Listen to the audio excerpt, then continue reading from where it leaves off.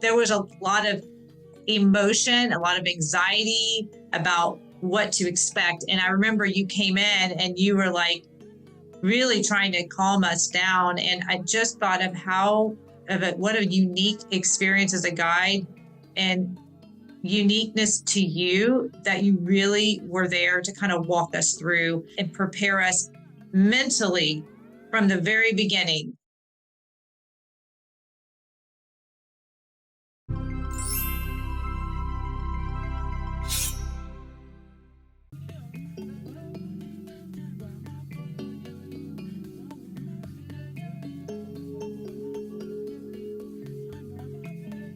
Hello. Thank you for joining this episode today. This episode is powered by Lux Media and owner Candace Barr, founder and CEO of Lux Enterprise. Please like and subscribe to Lux Media Studio. So welcome to You Are the Medicine podcast. I am your host, founder of Illume Evolve. My name is Christy. In today's episode, we will be talking with Imran Abas, who is a mountaineer and expert mountain guide in Tanzania, about his journey, his experience on the mountain with Kilimanjaro. So today's title is called Rise Above, Summiting Kilimanjaro and Lessons from the Mountain. Mount Kilimanjaro is a dormant volcano. It's located in the Kilimanjaro region of Tanzania. It has 3 volcanic cones, Kibo, Mawenzi, and Shira. It is the highest mountain in Africa, and it is the highest freestanding mountain above sea level in the world, standing about 5,895 meters above sea level and about 4,900 meters above its plateau base. It is the highest volcano in Africa and in the Eastern Hemisphere. So my trip, I'm going to share with you guys today about the journey I took to Tanzania with one of my dearest friends and a mountaineer, Rachel Punzel. So today we will start here, just a little contemplation, dropping us in.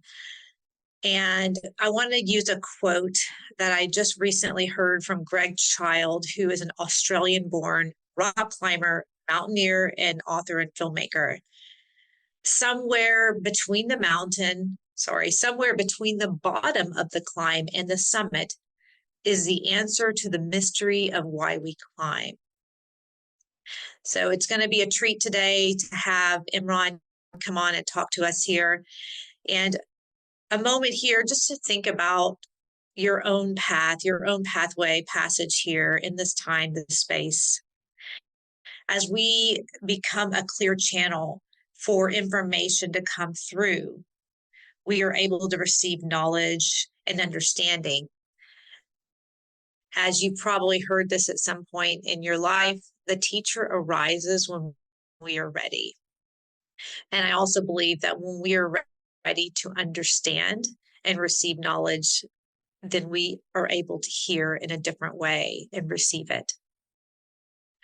The overall arching goal of this podcast today is about self-discovery and access points to be able to come into connection with ourselves, coming in to deeper meaning through these periods of exploration. Learning to trust yourself, learning to trust your intuition, whether it be on the edge of a mountain or sitting in traffic, entering into a relationship, a business decision, with illness, coming into maybe just an experience that's new. For each of us, whatever we're going through in our life right now, if you're looking for guidance, if you're looking to maybe do a course correction in your life, inviting you again just to sit back and enjoy finding some peace and grounding today, tapping into personal power through this podcast episode. So thank you, Imran Abas, for coming into this time. Kilimanjaro is one of the most well-known high altitude treks in the world, rising to a height of more than 5,000 meters. Acclimatization is critical. So Imran is going to come in today to tell us a little bit about his work. He is a professional East African mountain guide and owner of Kilimanjaro Guru Expeditions for Mount Kilimanjaro and Mount Kenya and safari in Tanzania. So welcome. Thank you for coming into the space today. Thank you very much. I feel really grateful to be in this interview today, to share with the world, what is a hidden treasure in this beautiful country in Tanzania. Absolutely. And I will say that my friend and I were in Africa. We were actually in Kenya. We went and we took a plane and flew into Tanzania not too many years ago to summit Kilimanjaro. Rachel Punzel and I have some amazing experiences that we could share about, and I'm going to include a few pictures from our trip. Imran took us to the very top of Kilimanjaro. So I'm just honored again. I wanted to share and highlight your work because I do find, again, my work and my interest right now lies in creating sacred spaces for inner transformation. And I could not think of another place than summiting a mountain, and especially the special place in Tanzania. So tell us a little bit. I'm really curious about your story. Where did you grow up? And why did you decide to become a guide? Well, for myself, I grew up in Moshi town. This is a small town downslope of Mountain Kilimanjaro. So, okay. But originally I'm from in the coast of Tanzania. So the place that called Lushoto. There's also the range of mountain there. So I grew here because my father, he was working in the forest here in Moshi, in the forest of Mount Kilimanjaro. So we moved here because my father, he was working here. So we moved here with him.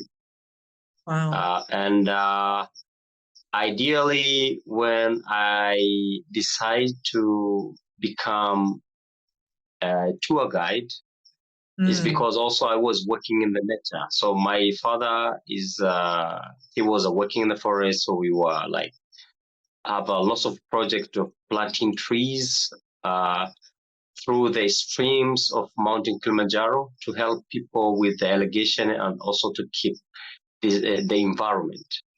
So, and after that, then one of my brother's guides, my brother's, he was walking on Kilimanjaro. Then one day, he asked me if I want to go and see, because I was asking lots of questions, like what does look like up there? Because we see the beautiful mountain shining up there, white, and I was asking, what does it look like up there? And yeah, he was like, I don't want to talk about, you better go and experience yourself. Then one day, I took my bag, then I tried like a porter before. Wow. So when I was 19. Oh, wow. So okay. I took my bag. Yeah, so I took my bag. Then, yeah, I went there.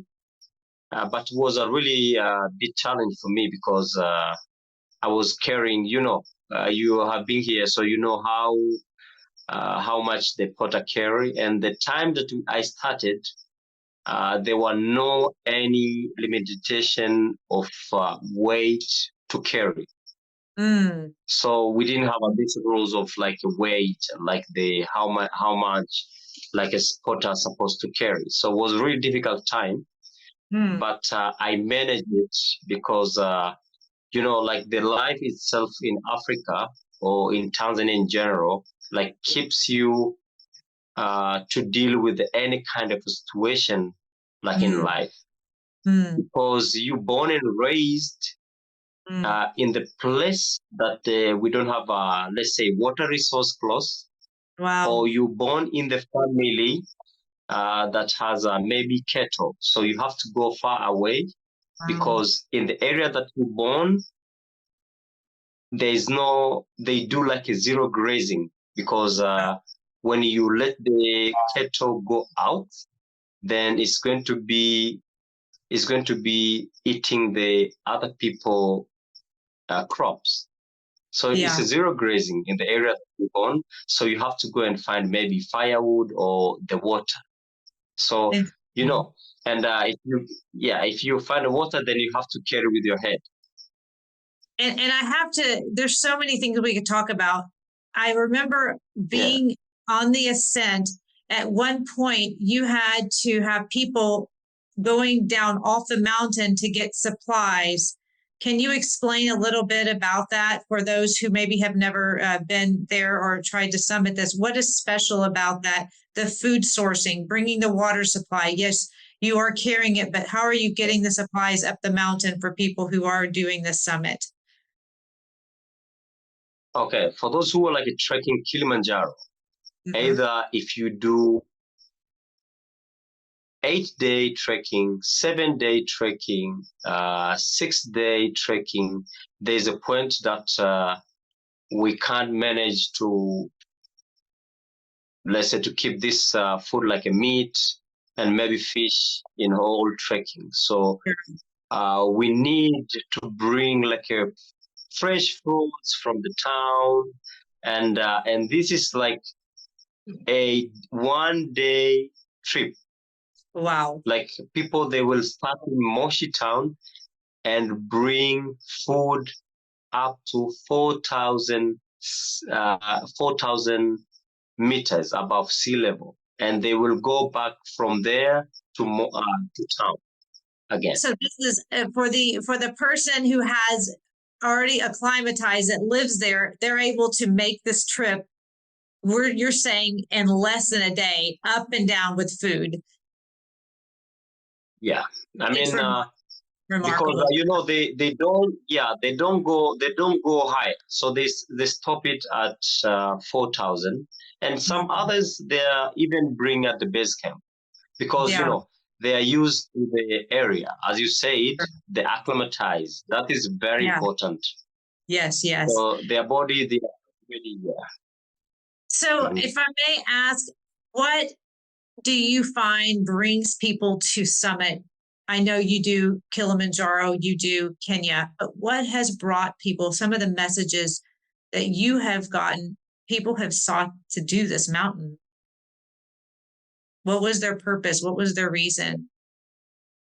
Yeah, first of all, people coming here to like to try to find themselves. If I say try to find themselves, I mean they want to know their boundary. I love like that. What they can,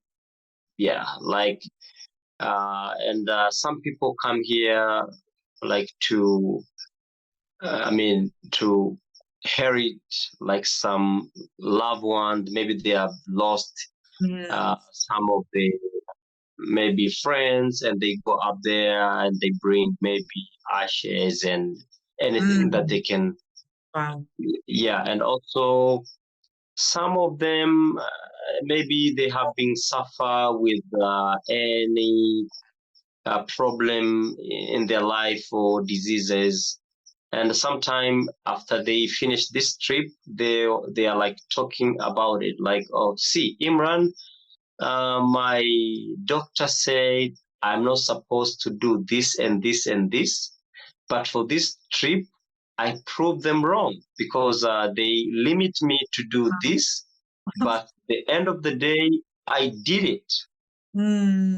So I am like, wow. And like there are many trips like people they do as a couple. So you find like honeymooners, and some people also get married up here. Oh my goodness. Yeah, so for instance, like a couple, yeah, like for the couples, they are coming here in order to see how they can handle things in their life, because they traveling in the place that they don't know anybody, and they know, okay, this is a close time, and they will be like off from their signal, like a phone. Oh yeah. So they will be like really connecting for each other. So they will be talking, they'll be sharing story, read books, and play, and feel love. They feel really connect to each other, and this is what nature do. I know, I love this. So if some of the research I've seen is that scaling the summit of Mount Kilimanjaro, it is challenging because of the altitude, that there's a reported success rate to be around 45 to 65%. I think that's for first-time climbers. So meaning that maybe nearly half of people that go don't actually make it to the top that first time. What are crucial components that you found and you can share that has helped people training or to get that summit, to get to the summit?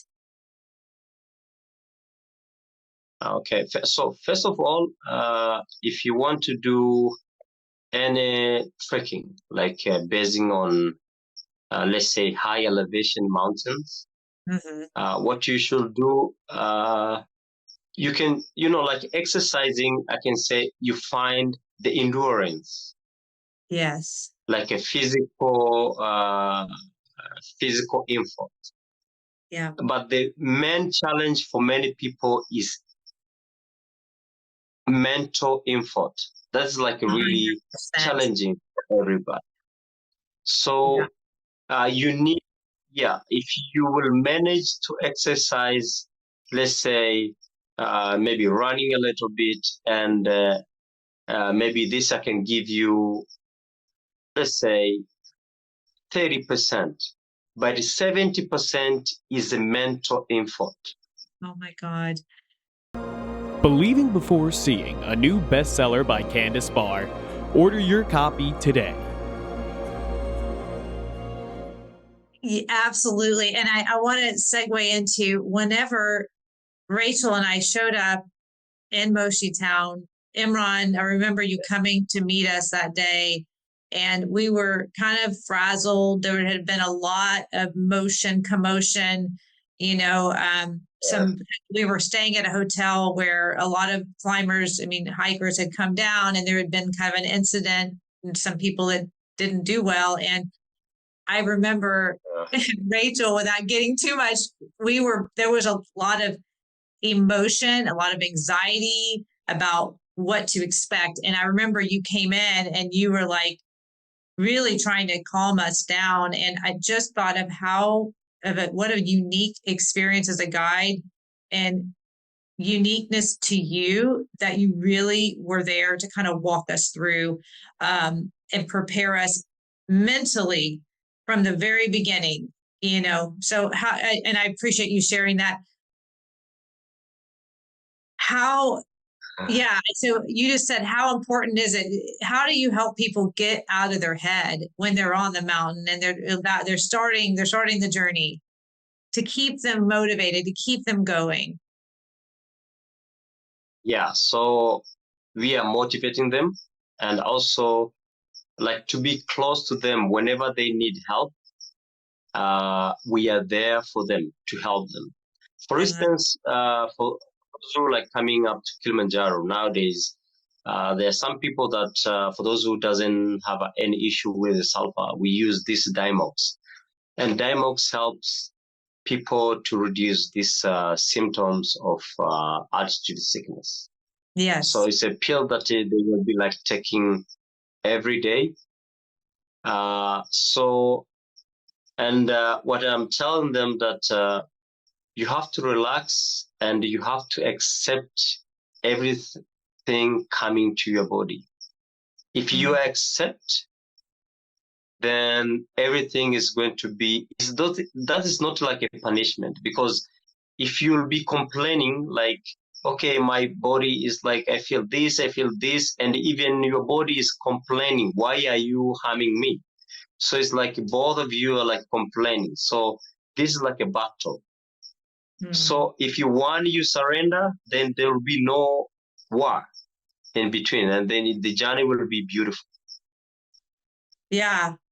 Yes. Yeah. No, I love it. I think the mental part, it's interesting. And how can you share for yourself that you could relate a message where you found yourself getting in your head and it was blocking you from being able to, I mean, have you had a summit yourself where you were like, whether it be dealing with a client who was struggling or you were struggling to kind of keep them going? Was there any shifts or details that really helped to get them, into a healthy state of mind? Like, how did you kind of? Yeah, like when you see, like when you encourage people with like a nice word, and they will be like, okay, here we have like someone who look after us, because like some people they feel like I'm gonna die if my head is going to be really let's say severe headache, or if you'll be like vomiting, or I feel really fatigued, then this is going to be end of me. But for us, because we have that's an experience, so whenever they sick, I mean they have any problem, they communicate with us. Then after we know, we tell them, okay, this is normal and this is not normal. So if you find out like something is really really bad and is going to lead to someone not have really big, good success, then we normally be truth, because like the safety is number one. The mountain is there, but we really care about the people health. That's really important.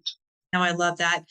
If you had to share any message, anything like something that really you feel create like a sacred experience from the mountain, is there any messages you'd want people to know about this special place, this mountain, the experience that you believe it offers? Okay. Like any mountain, not only Kilimanjaro. This I'm like sending message for all people in the world. The mountain and nature itself is very special gift that we have in our life. Yes. But sadly, we don't know how to use it, like how to get into this beautiful place. And this beautiful place is important because it's where you can find your inner peace. It's where you can find connection of yourself. Yeah. And when you are there, the calmness, and when you are, let's say, there's some part that you might find the mountain with the telephones or whenever you are there, you feel really fed up with, like you feel happy, you don't have a stress because maybe you'll be out of your phone for a long time. And the beauty of the area itself is like when you feel wow, then that is like a medicine for you. You don't need much. And when you walk in the place that is really calm, when you sit yourself and see the creation of this beautiful world, then you feel, you feel like you own everything in this life. Wow. Yeah. I mean, I will say, if anyone is thinking or ever thought about Kilimanjaro, any mountain, I mean, it's it's hard to explain the power and the beauty of a transformation that happens on the mountain. But you and I know you have done this many times. And, I want to make sure you have a moment here to share. If people want to know about you, find you, and I can 100% back you as a guide. You want someone who you feel safe, who has your back, especially if you're new to climbing. And Imran, I highly regard your work, who you are as a person, the professionalism that you exude, that your team exudes. And I know you lead people up Kilimanjaro, as well as Mount Kenya.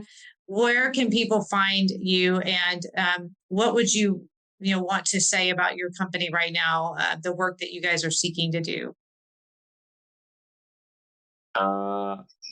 We are welcome everybody in this world. Everyone who want to visit Tanzania, and everyone who want to do safari. All these trips, we're going to go into nature. For those who want to do eco tourism, like visiting in the village place to see how their life is, and even to sleep with the local in the village to have a different experience. We are welcome them. As you introduced me, I am the owner of Kilimanjaro Guru. Oh my goodness. So I will share with you my details. Yes. And whenever anybody who want to do Kilimanjaro or safari, please, I'm in to help. And please, we need, for anybody who want to, you have to start this session. For those who want to climb Kilimanjaro, if they need like a pre-preparation, yes, for like a hiking up Kilimanjaro or going any mountain, I'll be okay to share an experience. And even I might invite some my friends, and also to share what we have in order to help people to fulfill and to feel happy in their life. Thank you so much, Imran. And honestly, I am looking forward to doing Mount Kenya with you. That is on my list. Thank you again for coming into this time. And I know your big thing is Akuna. What is it? Akuna Matata? Akuna Matata. Akuna Matata. Yes. What that is? What is that? Akuna Matata. We all know it. And yes. Thank you again for bringing me in. We look forward to have more and more and more and more of this. Thank you, Imran. You're a light in the world. Thank you for your work. We'll talk soon. Thank you very much. Talk to you soon. Thank you very much. Bye, friend. Bye-bye. Wanting to just kind of, again, drop us back into a thought that we each are traveling inward layer by layer, kind of seeing your life, seeing your body like a spiral, drawing us closer to the center of our being, becoming more of who we were meant to be in this world, and how can we show up best for ourselves, strengthening our ability to focus and concentrate fully within the present moment. How do we find this resiliency within ourselves? Being able to rise to the heights, and also coming back down into the lows of life, and being able to become a safe space, to feel rooted and grounded and anchored in the present moment. And I do think that through practices that, such as getting out in nature, exploration, hiking, climbing, exploration, pushing yourself to the edges of your boundary, is one way to do that. So today, inviting you to take a moment, finding a comfortable seat, and beginning to close down the eyes as we come into a few mindful moments here, connecting to the breath, beginning to feel the subtle rise and fall of the chest, and noticing sounds, hearing distant and far, opening the ears to hear, noticing sensations in the body. Just beginning here to allow those distracting thoughts to melt away as we come into this beautiful time of communion with ourselves, resetting, recalibrating, just honoring this space here, this time, this few moments, coming into deeper awareness and affirmation.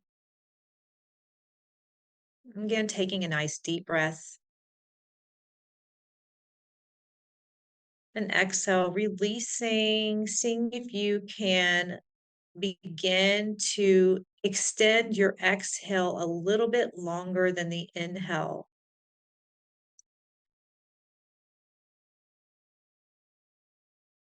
Feeling the movement of the breath throughout the body.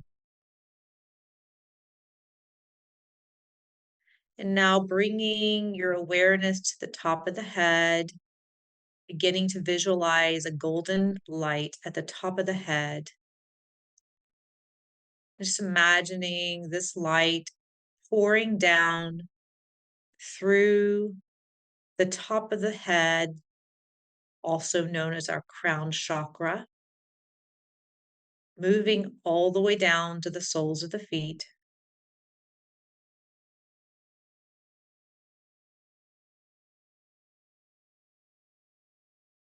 Just visualizing for a moment this light encompassing every single aspect of your body.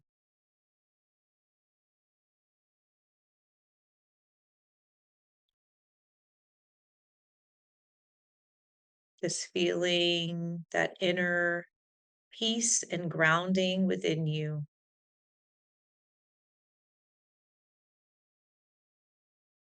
And for a moment here, I'd like for you to bring an intention that you'd like to take into the rest of this day, this week ahead.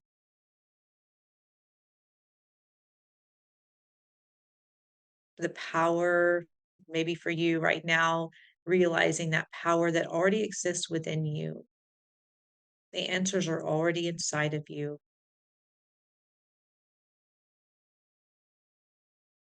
Just breathe into that space, that knowing, that sensation.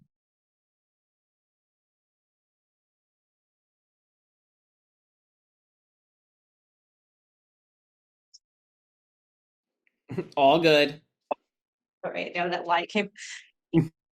And coming back, beginning to allow the eyes to open, bringing your awareness back to the space and time.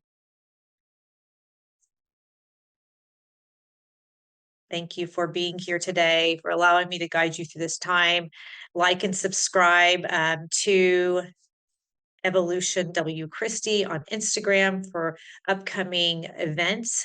Also, you can follow me at illumemeditate.com for upcoming events this year. We'll be having in Joshua Tree, also local yoga and meditation events. Thank you again for being here today, and I wish all of you a wonderful day. And I look forward to being with you next Tuesday, the same time, to celebrate and do another wonderful episode.